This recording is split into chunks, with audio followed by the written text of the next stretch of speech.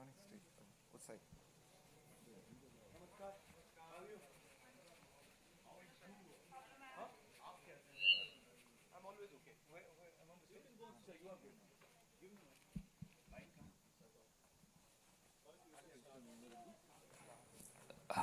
साथियों, अब हम अपनी प्रेस वार्ता शुरू कर रहे हैं।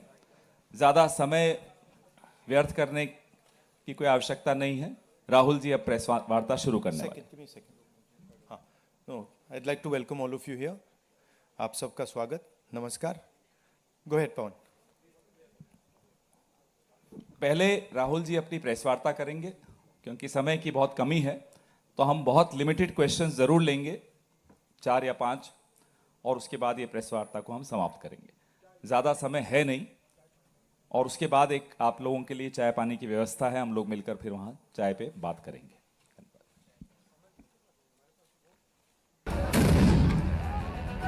ओ भाई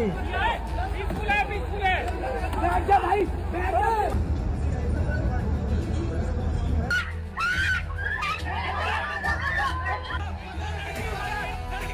वो बेहोश पेशेंट के ऊपर चढ़ के गए, उन्हें डंडा मारा मेरी आंखों के सामने। और आप हम डॉक्टर्स हैं, हम शांति से हेल्प करने आए थे, हम नारे भी नहीं लगा रहे थे। उन्होंने बोला तुम्हें बुलाया किसने, डंडे मारे उन्होंने हमें। बंदूक से फायर किया गया और इसके शरीर में जो आपको दिख रहे हैं ये बंदूक के छर्रे हैं।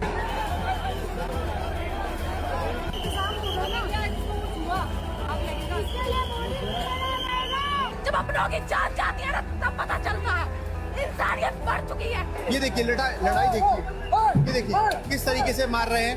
ये लाठी चार्ज देख सकते हैं आप यहाँ पर।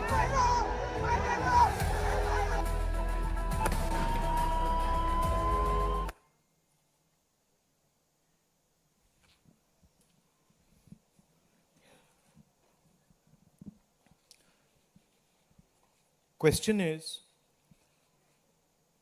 why is this happening to our students? What exactly have our students done? Thousands and thousands of students, what have they done to have security forces aiming weapons at them, to be beaten up, to be thrashed, to be humiliated? What have they done? What have they done wrong? They're protesting peacefully. They're asking for their demands. They're asking for what this country owes them. They're not doing a crime. They're simply asking that, listen, as students in this country, we deserve an education system that works. We deserve an education system that is fair, and we don't have it. Children have committed suicide. Our students go through unlimited stress. And then at the last minute, they are told that the paper has leaked. So there is a legitimate problem. And it is now a very deep problem in this country. So, the thing that is very clear to everybody is that our education system, which was known to be one of the best education systems in the world, is today a rigged system. I don't say this lightly. Thousands of students who are running around outside are not saying this lightly. What is the proof? It's a superficial proof because we don't actually know the exact number. But what we do know is that 152 paper leaks have taken place over the last decade. If you do the math,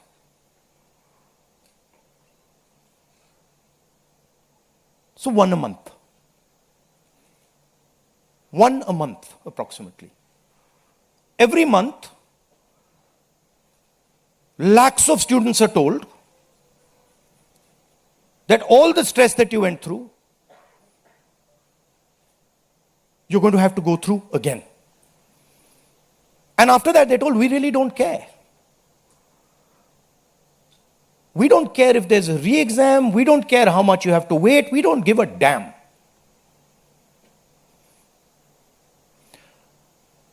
$7.5 crore students and their families are affected by this. These are middle class and poor families.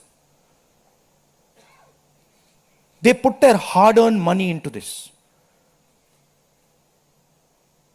And then they literally spat on. And the best part of this is zero convictions. In the last 10 years, 152 leaks have taken place and zero convictions. Zero.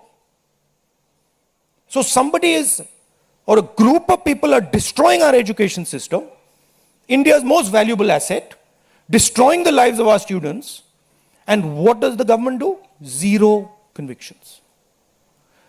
So this is the first reason, an absolutely legitimate reason, why our youngsters are protesting. Thing doesn't stop here. It goes further. It's not just that the system is rigged.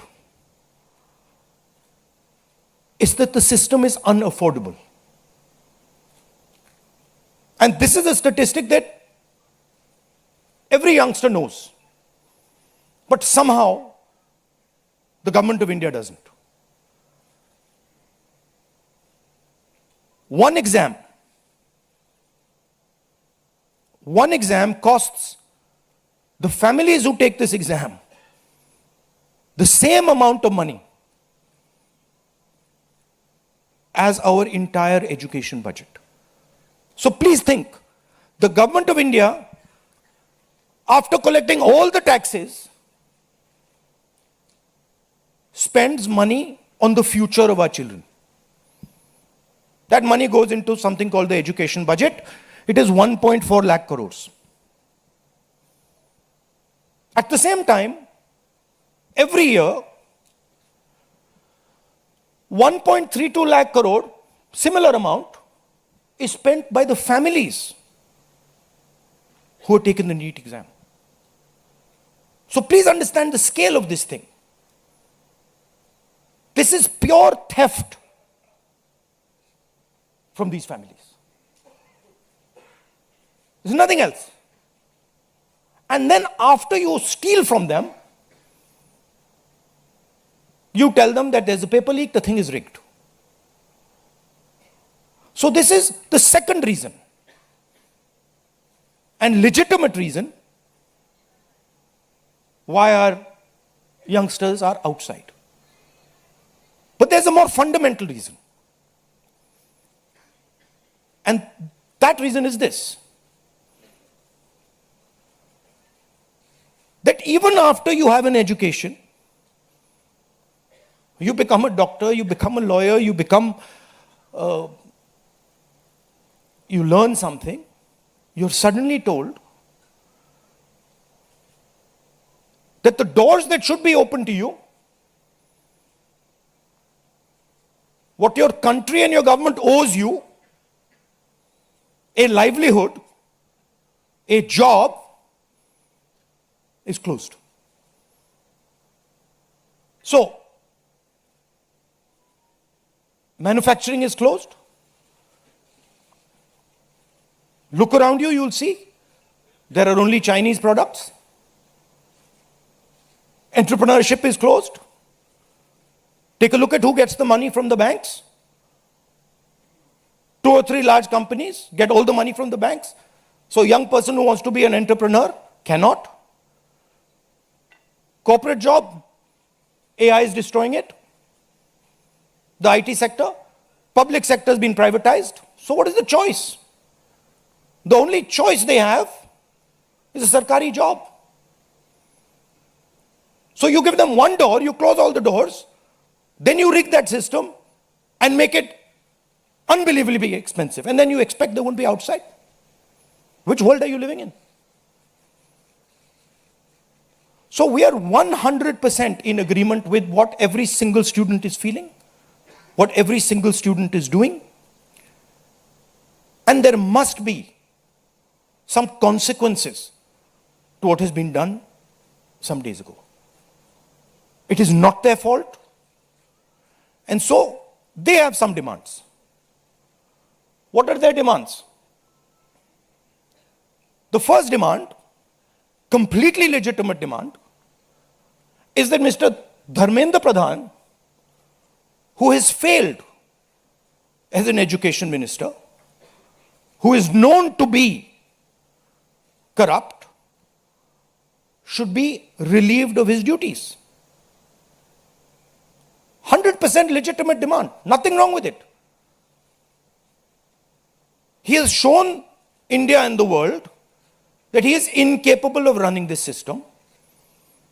Exam leaks are happening one after the other. So this is a completely legitimate demand. Second demand, every single person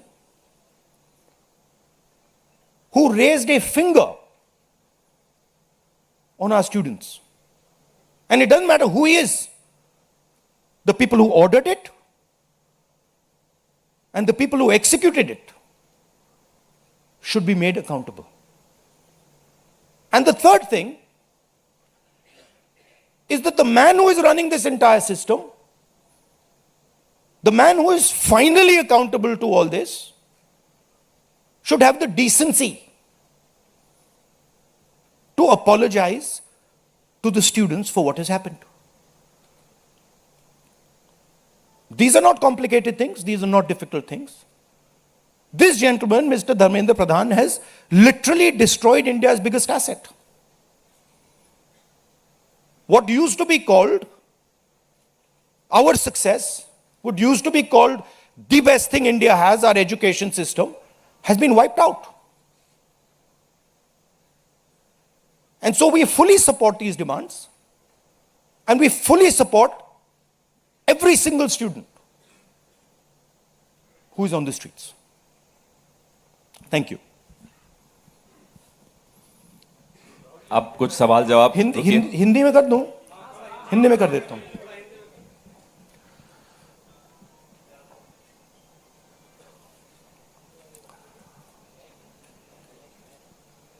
कुछ दिनों से देश के students agitation कर रहे हैं, गुस्से में हैं, पीसफुल प्रोटेस्ट कर रहे हैं.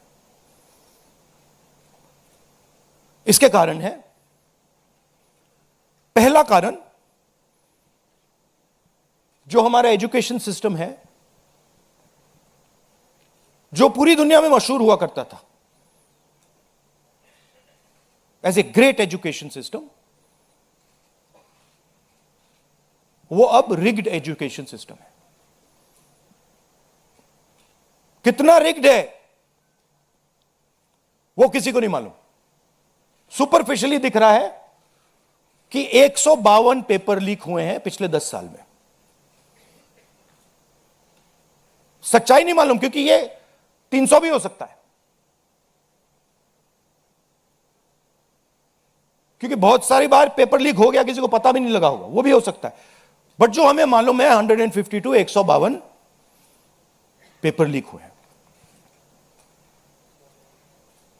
स्टूडेंट तैयारी करते हैं, मेहनत करते हैं 8-8 10-10 घंटे 3-4-5 साल के लिए, और फिर लास्ट मिनट उन्हें बताया जाता है, देखिए जिनके पास पैसा है, 40 लाख रुपए जिनके पास हैं, 50 लाख रुपए जिनके पास हैं, वो पेपर खरीद सकते हैं. आपकी ईमानदारी का, आपकी मेहनत का कोई मतलब नहीं है. उनको 152 बार पिछले 10 साल में यह बताया गया है.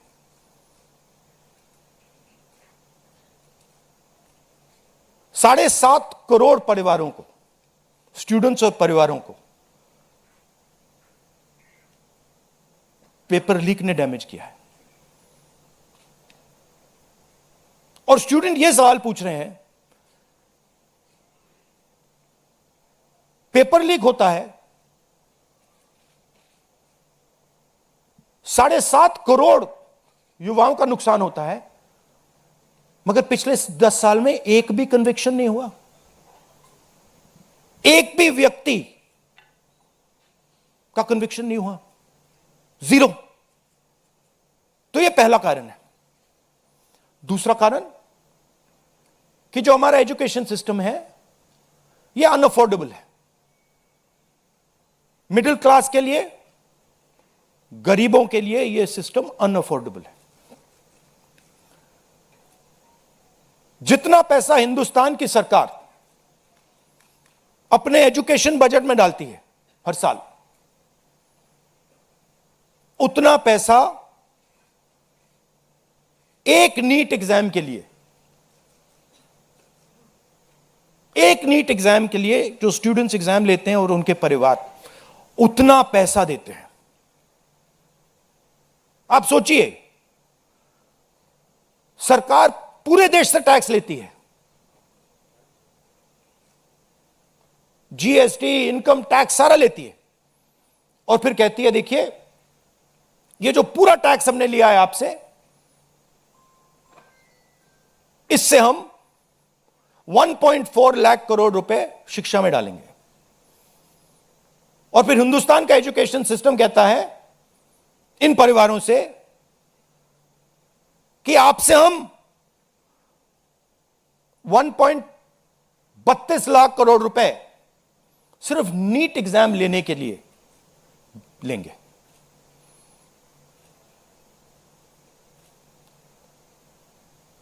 This is an insult to every single student in this country. This is an insult to every single family in this country. और ये कौन लोग हैं? ये मिडिल क्लास गरीब लोग हैं। ये अमीर लोगों का प्रॉब्लम नहीं है।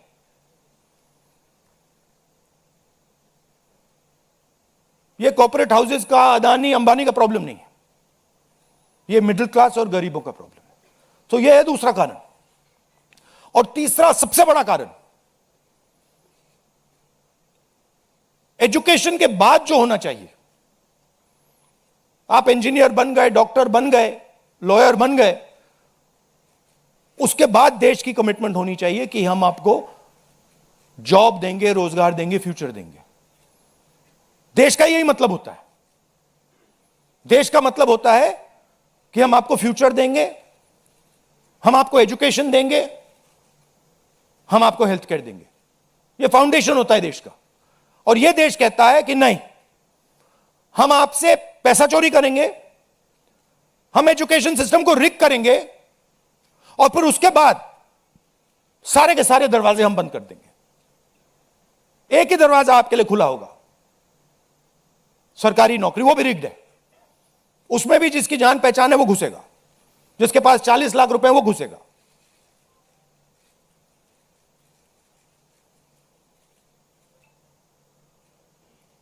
पहला दरवाजा मैन्युफैक्चरिंग,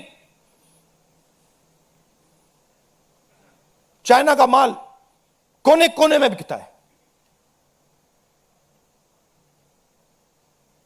हिंदुस्तान की मैन्युफैक्चरिंग बैकबोन खत्म है, स्मॉल एंड मीडियम इंडस्ट्रीज खत्म है।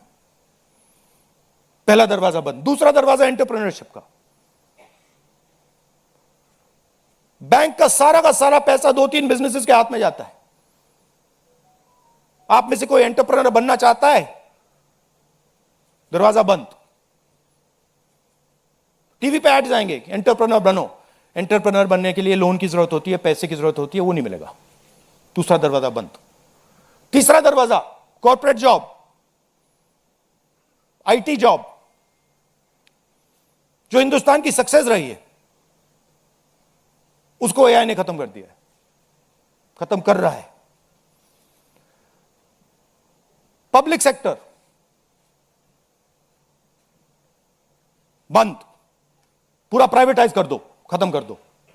तो एक ही रास्ता है, वो सरकार वाला, गवर्नमेंट एग्जाम। और फिर उसमें कहते हैं सबसे पहले पूरी अपनी आमदनी दो, उसके बाद हम सिस्टम को रिग करेंगे। और आप लोग मिडिल क्लास के लोग, गरीब लोग अपना पैसा डालो, और जिसके पास 40-50 लाख रुपए है वो पीछे से बैकडोर से घुस जाएगा। ये 3 कारण है कि दिल्ली के स्टूडेंट्स, हिंदुस्तान के स्टूडेंट्स गुस्से में है, बाहर है। इनको क्या कमिटमेंट चाहिए?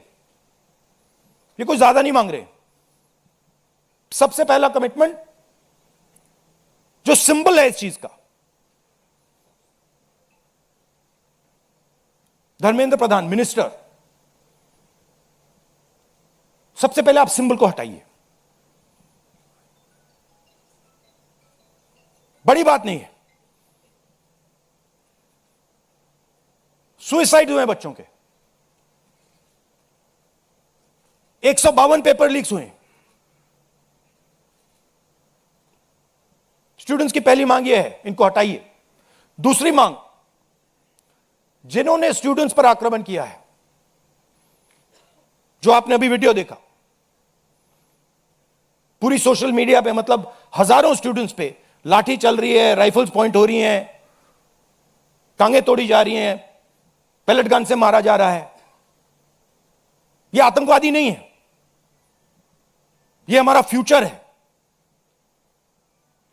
ये हमारे दुश्मन नहीं है, ये हमारे लोग हैं, हमारा फ्यूचर है। तो इन लोगों पर जिन्होंने वायलेंस किया है, हिंसा की है, इन पर एक्शन होना चाहिए। यह स्टूडेंट्स की दूसरी मांग है। और तीसरी मांग, जो इस पूरे सिस्टम को चलाते हैं, उनको स्टूडेंट से अपोलोजाइज करना चाहिए रिस्पेक्टफुली कि गलती हो गई, जो हुआ वो नहीं होना चाहिए था, आप लोगों को चोट लगी है, हम अपनी गलती मांगते हैं, कोई बड़ी बात नहीं है। तो ये 3 डिमांड्स हैं। We are 100% supporting every single student, and we are fully behind you, and we are going to ensure that you are protected and your future is protected. Thank you. Thank you Rahul ji. First question Sanjeev Chopra, PTI. अच्छा, one second. अब इसमें 2 चीजें हैं। एक तरफ students है, उनका future है, वो क्या चाहते हैं कि बात उनकी इशू पे रहे। उनकी इशू क्या है? एजुकेशन सिस्टम, पेपर लीक, ये जो हुआ, इनको जो मारा गया, ये चाहते हैं कि शिक्षा पर, पेपर लीक पर, वायलेंस पर पूरे देश का फोकस रहे। मैं भी चाहता हूं और पूरा ऑपोजिशन चाहता है कि फोकस यहां रहे और इसके बारे में कुछ किया जाए, एजुकेशन सिस्टम को बदला जाए। और ये जो 3 डिमांड्स है स्टूडेंट्स की, दिल की डिमांड्स हैं, जो उनको चोट लगी हैं, उस आवाज से ये बोल रहे हैं, ये हमारे लिए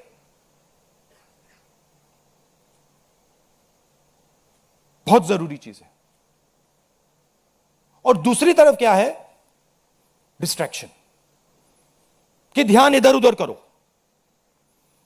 कभी ध्यान उधर ले जाओ, कभी इधर ले जाओ, कभी आगे ले जाओ।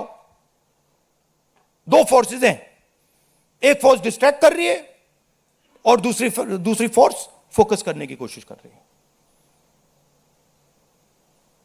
Thank you. जीव चोपड़ा जी, माइक दो भाई। Rahul ji, we've all seen what has happened with the students on Monday. We've also seen what has happened yesterday with the protesting MPs right outside the Prime Minister's residence. You know, the manner in which the leader of opposition was roughed up, manhandled and beaten up and removed from the protest site. What would you say on that? But the government has accused you of crossing the line and not behaving in a manner befitting the leader of opposition. This So what to would me, you say? this how I was treated is an irrelevant issue to me. I don't care. Treat me 5 times worse, I don't care. The focus has to be on this. The focus has to be on what was done to the students. The focus has to be on the education system, on paper leaks, and on the costs that these children have been forced to pay. So, do whatever you want to me. 5 times, 10 times worse, I don't care. In fact, I like it because I learn from it. And the government's allegation on you? I don't care about government's allegations. Government's allegations are of no consequence to me. Siddharth ANI। Rahul ji, मेरा सवाल आपसे ये है कि क्या धर्मेंद्र प्रधान के इस्तीफे से कोई सॉल्यूशन आपको लगता है विपक्ष को कि उससे ही निकल जाएगा?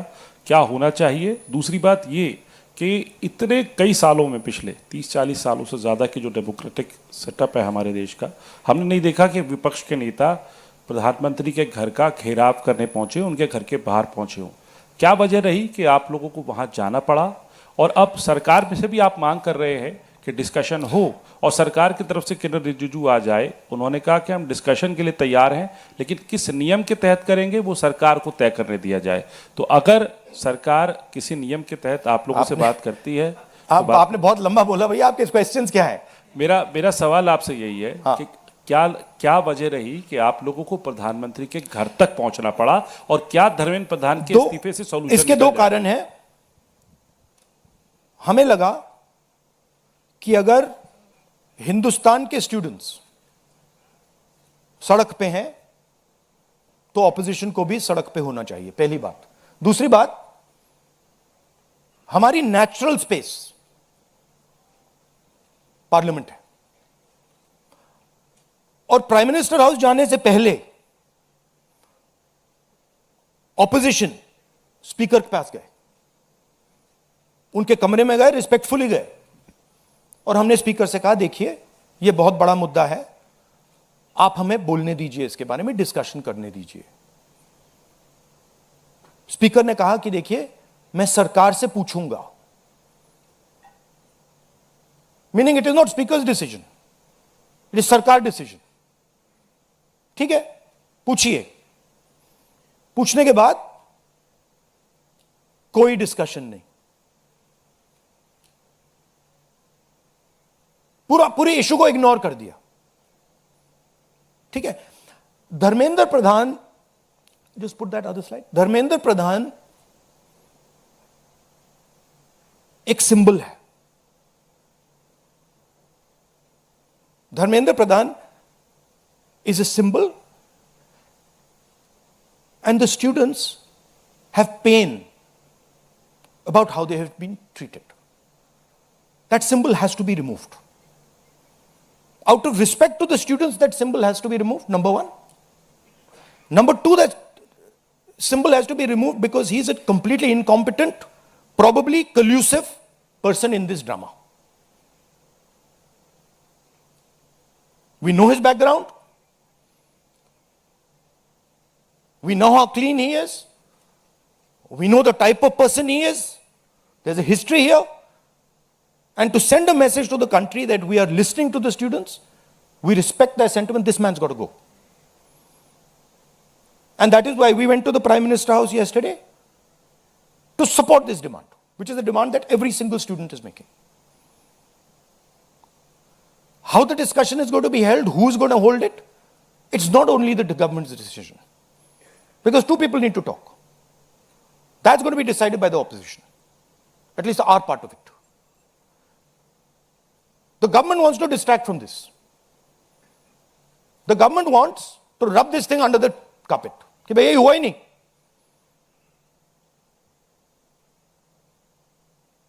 और हम चाहते हैं कि ये सेंट्रल इशू है, और ये सेंट्रल इशू पर रेजोल्यूशन आए।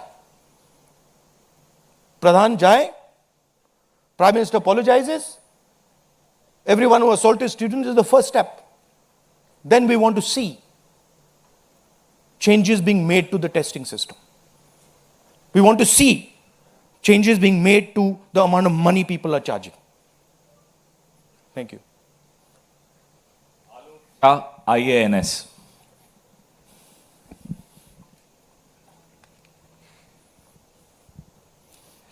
सर मेरे दो सवाल हैं। पहला सवाल ये कि जितेंद्र सिंह जब आपसे मिलने आए थे, जब आप प्राइम मिनिस्टर के घर के आगे धरना दे रहे थे, तो उसके बाद उन्होंने कहा कि राहुल गांधी अपने बात पे अडिग नहीं है, बार बार वो चेंज कर रहे हैं, गोल पोस्ट चेंज कर रहे हैं।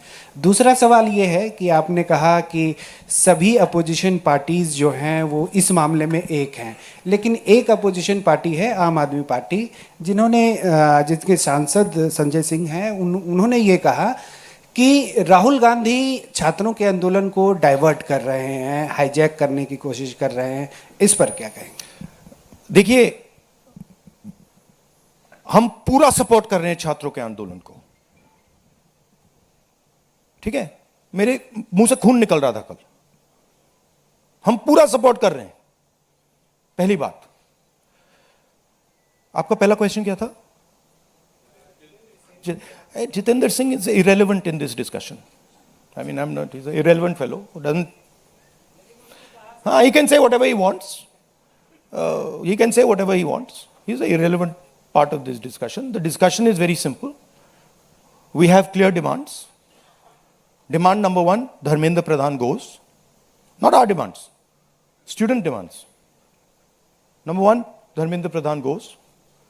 Number two, anyone who assaulted the students is punished. Number three, Prime Minister must apologize to students. Mr. Jitendra Kumar wants to see whatever fantasy he wants to see, he's welcome to see it. I'm not really bothered about it. Archana PTI Hindi.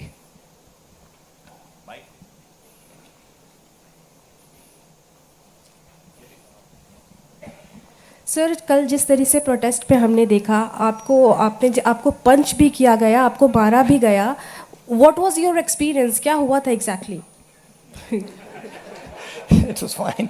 I'm used to getting punched and all. It's not a problem. It's not a problem. It was fine.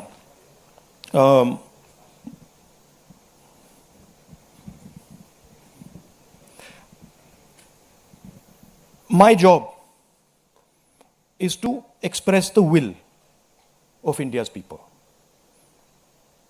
Whether it is the will of the students, whether it is the will of young people, whether it is the will of the farmers, this is the job that I'm supposed to do as leader of opposition. I'm supposed to become an expression of the voice of India's people. I'm supposed to bring attention to where pain is being felt. These are very small costs.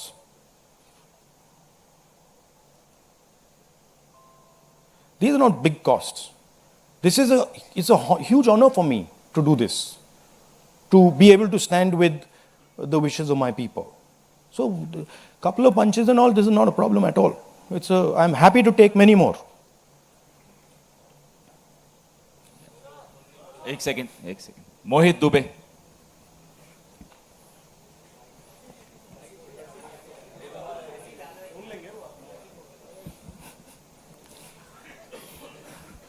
Rahul ji, मैं मोहित दुबे हूँ ABP news से।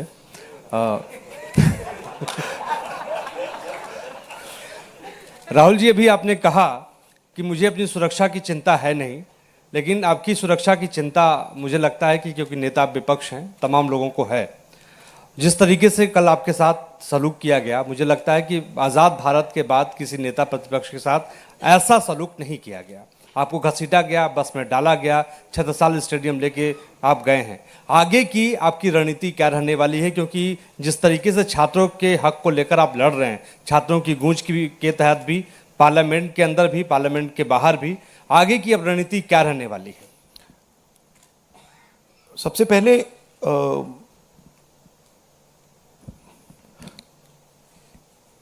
सही है कि police वाले थोड़ा मुझे घसीट के ले गए, बट कान में कह रहे थे कि इस सरकार को हटाइए। एक्चुअली मैं राजस्थान का हूं, इनको हटाइए, हम सिर्फ वर्दी पहने हैं। दूसरा कह रहा है मैं हरियाणा का हूं, इनको हटाइए। तो that sentiment is there and सच्चाई एवरीबॉडी नोस।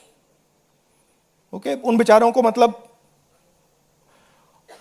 ऑर्डर एक्सेप्ट करना पड़ता है तो वो करने हैं। But even police is not happy about what has happened. Sensible police people feel that this is a crime that has been done to the future of our country. This is a crime that has been done to the people we love. They can see their children in this. तो पहली बात वो है। दूसरी बात देखिए, यहां तो बड़ा क्लियर है, this is the demand of the students, we fully support it.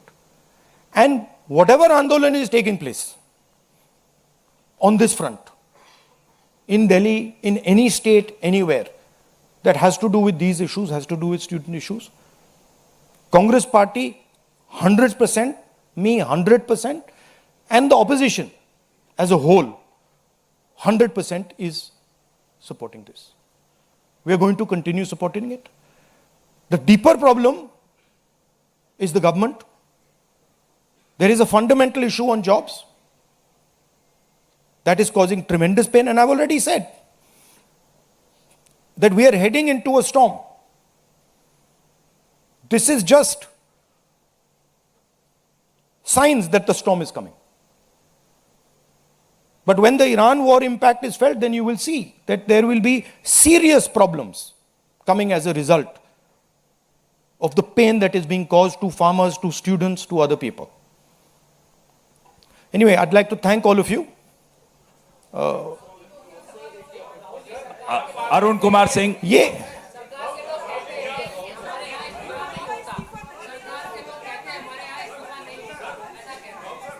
Last question. एक मिनट सवाल पूछने दीजिए, 1 मिनट। मैं पूछूं?